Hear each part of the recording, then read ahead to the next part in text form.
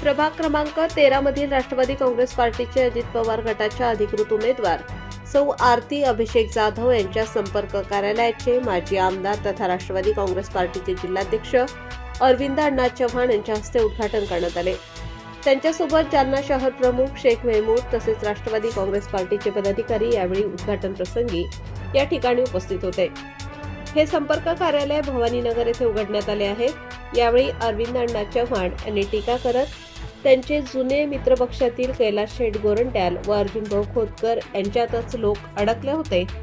त्यांना पर्याय नव्हता, पण आता तिसरा पर्याय राष्ट्रवादी काँग्रेसच्या रूपाने आपल्या सगळ्यांच्या समोर आलेला आहे।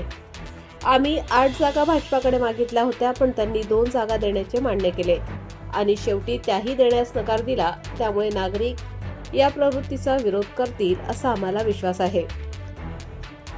प्रभाग क्रमांक 13 मधील उमेदवार सौ आरती अभिषेक जाधव यांच्या प्रभागातील नागरिकांचा उत्स्फूर्त प्रतिसाद असून युवा असल्याने तरुण वर्ग त्यांच्या सोबत आहे। युवाच अलर्ट केले तर वायू होतं, वायूसारखा पळणारा युवा ज्याच्या बरोबर आहे, म्हणून त्यांचे यश हे हमखास निश्चित आहे।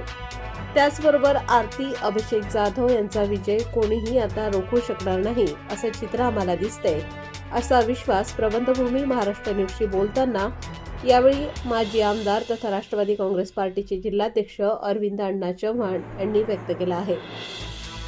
प्रबंधभूमी महाराष्ट्र न्यूजसाठी प्रतिनिधी सुनील भारती, जालना।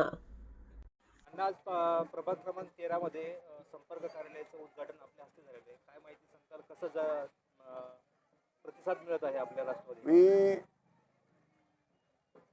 जशी निवडणूक सुरू झाली तशी सातत्यानं निर्णया वार्डामध्ये आमचे शहर जिल्हाध्यक्ष शेख मेहमूद आणि माझे सर्व सहकारी कार्याध्यक्ष तेलगड साहेब असतील, सगळ्यांना घेऊन आम्ही मिटिंगा करतोय, वार्डात फिरतोय। लोकांना आतापर्यंत पर्याय नव्हता। भाऊ आणि शेठ याच्यामध्येच लोक अडकलेले होते।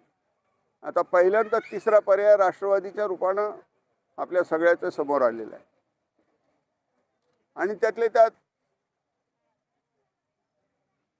जे काही धोरण भाजपाने स्वीकारलं हडेलप्पेपणाचं, कारण आम्ही राष्ट्रवादी म्हणून आम्ही फक्त युतीमध्ये त्यांना 8च जागा मागत होतो, कारण मागच्या घड्याळावर आमच्या 8च जागा निवडून आल्या होत्या। आम्ही आमच्या घड्याळावर निवडलेल्या जागा त्यांना मागत होतो, पण त्यांनी 2 जागा द्यायचं फक्त मान्य केलं आणि शेवटी त्याही द्यायला नकार दिला। त्यामुळं निश्चित पद्धतीनं लोक अशा या प्रवृत्तीचा विरोध करतील असा मला विश्वास आहे। अण्णा, आपल्या हस्ते प्रभाग क्रमांक 13 मध्ये आरती जाधव यांचं उद्घाटन केलं संपर्क कार्यालयाचं, त्याबद्दल काय सांगतात? कसा इथला प्रतिसाद आहे?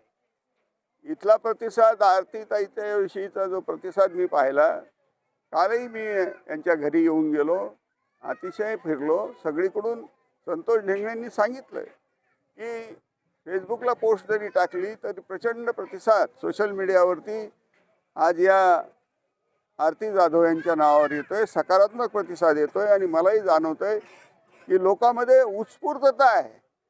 स्वतःहून लोक आणि तरुण वर्ग ज्याच्याबरोबर आहे, युवा ज्याच्याबरोबर आहे, युवाचं उलटं करा बरं, काय होतं?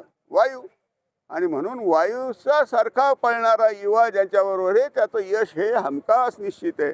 त्यामुळं आरती अभिषेक जाधव यांचं विजय कुणीही आता रोखू शकणार नाही असं चित्र मला दिसतंय।